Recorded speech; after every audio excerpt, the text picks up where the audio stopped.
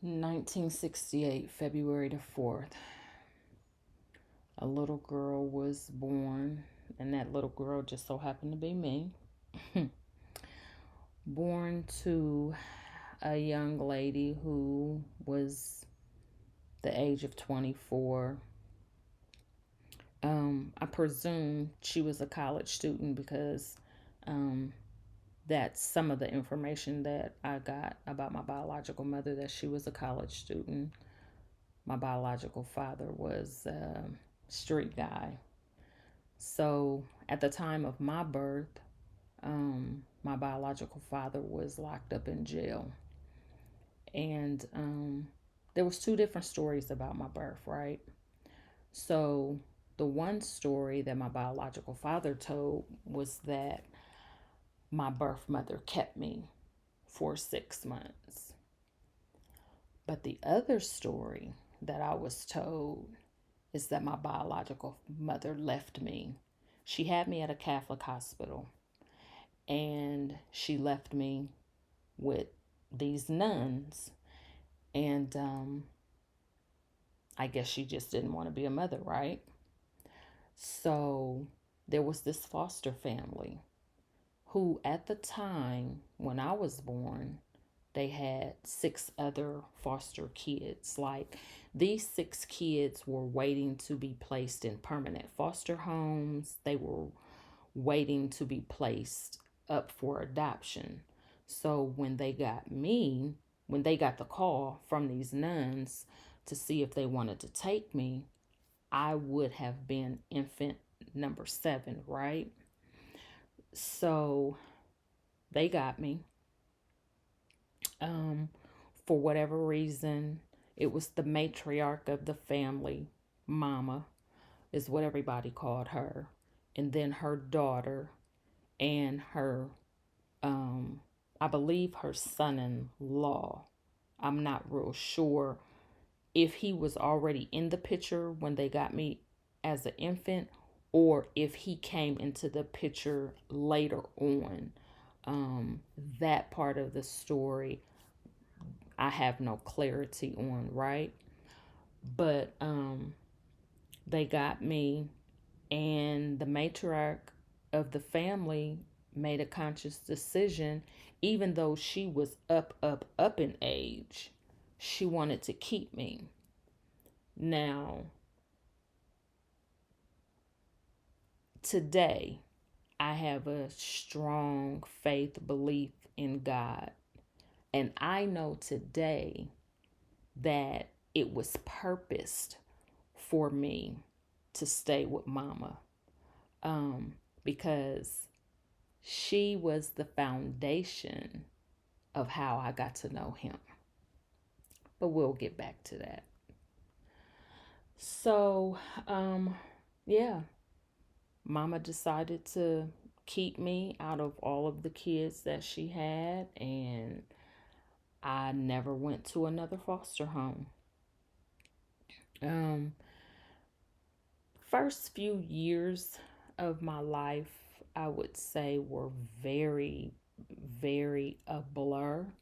I do remember, don't know how old I was. I remember going to this place to see this man. Didn't know who the man was, wasn't told who the man was. Um, I didn't like going to see him, though. I do remember that. I didn't want to go see him. Um, then another strange incident came about. I remember, not real sure how old I was. Um, I went to a funeral. There was this lady laying in a casket. Don't know who she was at the time. I didn't know who she was. Once again, I'm just I'm just a little girl. Like, I didn't know. So, life is going on for me. I have no clue, none, that the lady that I am calling mom and the gentleman that I'm calling dad were not my parents. I'm thinking this is my mother and my father, even though I did think it strange. I knew they were older. I got teased a lot in school about them being old parents, about me having old parents. Um,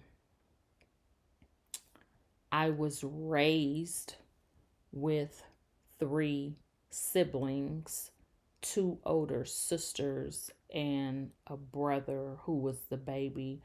Um, Nana's three kids were two girls and then a boy. And I was supposedly her third daughter. Um, Over the years, as I got a little older, um, the man that I called dad started doing some things to me that I knew couldn't possibly be right. The way he touched me, the way he kissed me, um, I felt like it wasn't right for me to be his daughter, and he did those types of things to me. And so I became angry, but I also became very afraid of this man. Um, didn't want to be around him no more. And we lived back in the day when I was younger, we lived in a double. So mama and I lived on one side, and who I thought to be my parents and who I considered my brother, they lived on the other side of the double. And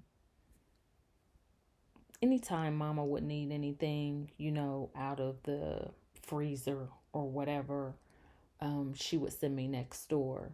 And I would stand in the door and would look, and I would take off running because I was so afraid that if he caught me in the house, I didn't know what he would do because he was so brazen and so bold that when he started touching me in the ways that he had no business touching me, we were all on the same side of the house. It's just that Nana and Mama were in a whole nother room, which was crazy to me. Or we would be sitting out on the porch in the summertime when I would have shorts on or dresses to where it was easy for him to slip his fingers in my panties and touch me. And not knowing who would come outside or when they would come outside.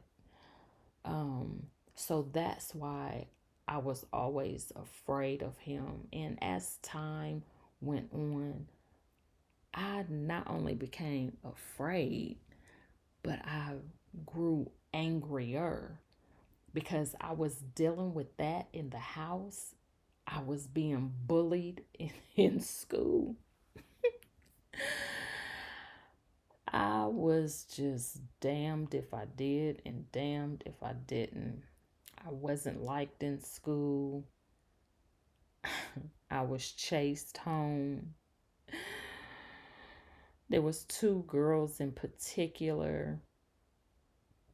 I'll say first names. I'll never reveal last names, but one girl's name was Valerie and one girl's name was Jackie. And I remember these two girls,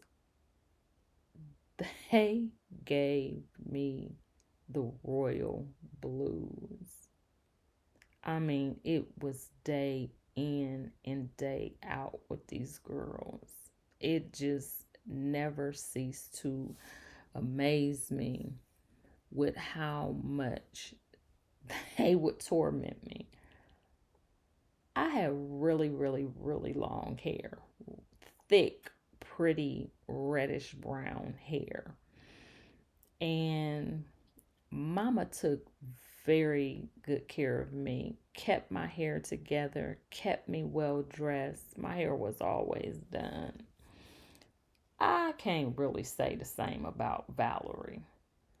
But Jackie, her mom kept her together. Jackie was a pretty girl back when we were in elementary school.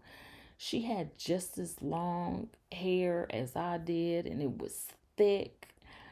Valerie, not so much. And I could never understand why Jackie didn't like me. It, I don't know if it was just her nature of being a bully. I don't know if she was afraid of Valerie. Like, I have no idea because I absolutely did nothing to these girls. I mean, but go to school and just try to survive day in and day out.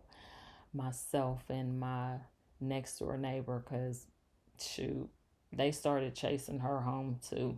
And I'll tell you, I remember one day just as vivid. I mean, it was like it was yesterday. Jackie, she had the audacity to take my lunch from me, and I had Fritos in there, and she ate the Fritos, spit them out, and slapped me in the face and asked me, was I trying to kill her? And I thought to myself, this cannot be real. This just cannot be real. You gonna take my lunch, eat my chips, spit them out, and then slap me in the face and tell me that I'm trying to poison you when it was not even your lunch. It was mine. Oh gosh. I tell you, yeah, my childhood was it's funny now. It wasn't funny then. My childhood was a lot. I mean, I had some good times with mama. Um I remember summers. Nana drove a station wagon, and I remember times when we would leave and we would get in that station wagon and we would drive to Alabama for the summers, or we would drive to New York for the summers. And I remember when Nana's brother um, got burned really bad in a barn fire. She left to go take care of him. And when she left to go take care of him, the molestation got worse. Things got worse for me, um, where her husband was concerned. And it became a thing where it was almost like I had a target on me because the neighbor, which was a female, she started molesting me also. And I just grew angrier. The bullying didn't stop, it got worse.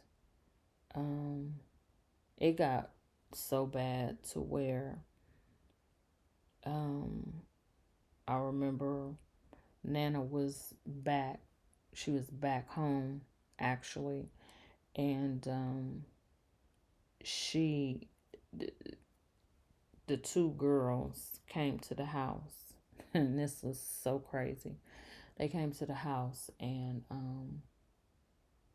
she said to them that I couldn't come outside to play.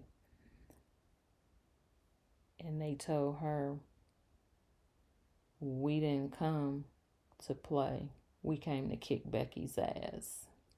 And I thought, what on earth did I do to these girls but exist? What on earth did I do to deserve this type of treatment? What on earth did I do to this man that I call dad to deserve what he was doing to me? Like, what had I done? I was just a little girl trying to figure it all out. And I hated myself. By this time, I'm hating me, hating my existence, um, hating everybody in my life except for mama and my cousin. And I would go around the corner to my cousin's house because that was my way of escape from being touched or fondled or him sticking his tongue down my throat when he would kiss me. So that would be my way of escape. And I loved going over there because my oldest cousin, she was a college student, and she went to Ohio State. And she was just a diva. Like, her and her sorority sisters, they was just cold. And I would sit on a bed on a Friday night or a Saturday night, and I would just watch them get dressed and put their makeup on and put their clothes on. And I just thought those chicks was just so cold. And I looked up to them. And then on Sunday, it's crazy. I went from one extreme to the other because on Sunday I would sit on the edge of the tub and watch my aunt get dressed for church. And I thought my aunt was just so classy, just so well put together. I mean, she would have her suits and her shoes with the matching purses, and everything would just be so right. And how she put her undergarments on to make everything look so smooth in her dresses or her skirts, and how she layered up her perfume and the powder and the lotion, and you could smell her a mile away. And she just always had these smells that was like, wow, like would make anybody, man, woman, boy, or girl, heads turn. And she wore these big, beautiful hats, and I just thought, she is just absolutely stunning. I thought my aunt was just amazing, just absolutely beautiful. And so going to her house was a way of escape for me, not knowing that the same torture I was going through, my favorite cousin was going through something worse than me.